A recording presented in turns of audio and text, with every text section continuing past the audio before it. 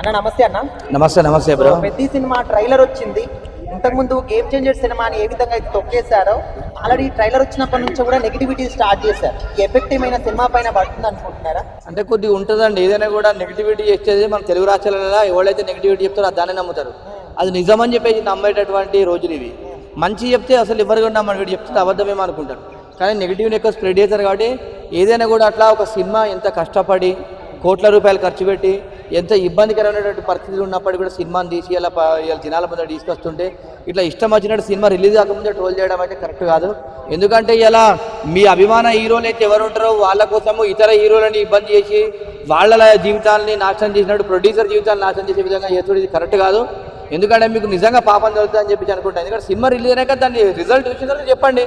Cinema release కాకముందే ఇది ఇట్లా ఉంటుంది అట్లా ఉంటుంది అని గేమ్ చేంజర్ అప్పుడు కూడా 10 లక్షల మంది కావాలనుకొని పని కట్టుకొని ఈ రామ్ చరణ్ అయితే ఏ విధంగా పడగొట్టాలి అని చెప్పి ఇవి ఇబ్బందికరంగా చేసి ఆ విధంగా చేశారు. ఏదైనా కూడా ఆ విధంగా ఇష్టం వచ్చినట్టు చేయడం కరెక్ట్ కాదండి. ఒక సినిమాని సరే దాని రిజల్ట్ వచ్చినాక చెప్పండి, సరే బాగుంది బాగాలేదు అని చెప్పేసి ఏదో వాటిగా ఇష్టం వచ్చినట్టు చెప్పి ఒక పెద్ద హీరోల జీవితాలు నాశనం చేయొద్దని చెప్పి తెలియజేస్తున్నాను. అన్న ఇప్పుడు మీరు ట్రైలర్ చూసారా? చూసినప్పుడు నిజంగా అందులో కంటెంట్ ఏం లేదు, యాక్టింగ్ ఏం లేదు అంటారు, కొత్తనం ఏం లేదంటారా? అంటే ట్రైలర్ ఎంత ఇస్తారండి. ఇంకా అసలు రామ్ చరణ్ గారు గొప్పోళ్ళు, ప్రొడ్యూసర్ చాలా గొప్పోడు అండి.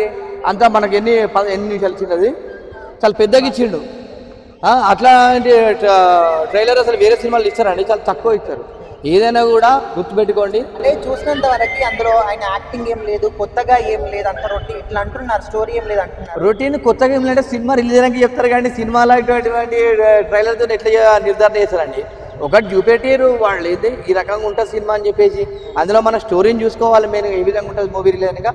ఏదైనా కూడా ఇది రామ్ చరణ్ గారి చరిత్రలో ఇది ఒక బిగ్గెస్ట్ మూవీగా మాత్రము మిగిలిపోతుంది, సక్సెస్ఫుల్గా ఉంటుంది అని చెప్పి అనుకుంటున్నా.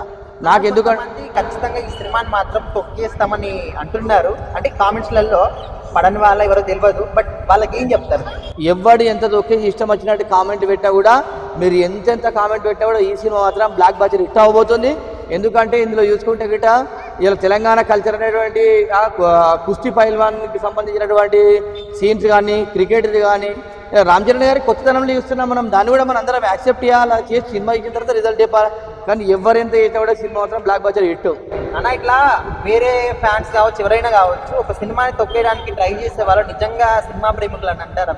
ప్రేమికులు అండి కుళ్ళు కుతంత్రం. ఎందుకంటే ఇప్పుడు ఇలా వాళ్ళ హీరో కొత్త మాటలు చేస్తారు. కానీ ఏదైనా ఉంటే నిజంగా మేము ఈ సినిమా హీరో ఫ్యాన్స్ మేమని చెప్పి ధైర్యంగా పెట్టాలా అందరికి చెప్పేటట్టు. ఎందుకంటే మీ సినిమా వచ్చినప్పుడు చేస్తారు కదండి. ఇలా గుర్తుపెట్టుకోండి, రామ్ చరణ్ గారు యాక్టింగ్ కానీ తర్వాత ఇదే విధంగా సినిమాలో బుచ్చిబాబు గారు మంచి ఇది బాడీ ఫిజిక్ కానీ అన్నీ కూడా చాలా బాగా చూపెట్టిండు. సినిమాను ఒక మంచి కంటెంట్గా చూపెట్టాడు. ఎందుకంటే తెలుసుకుంటే ఒక పల్లెటూరు వాతావరణం ఎట్లుంటుందని చెప్పి మంచి కాన్సెప్ట్లో చూపించినప్పుడు మనం దాన్ని యాక్సెప్ట్ చేయాలి, చూడాలి, సక్సెస్ చేయాలి. అంతేగాని ఇష్టం వచ్చినట్టు చేసి అటుగా ఒక హీరోయిన్ ఇబ్బంది చేద్దాం, ప్రొడ్యూసర్ ఇబ్బంది చేద్దాం అంటే కరెక్ట్ కాదు అది.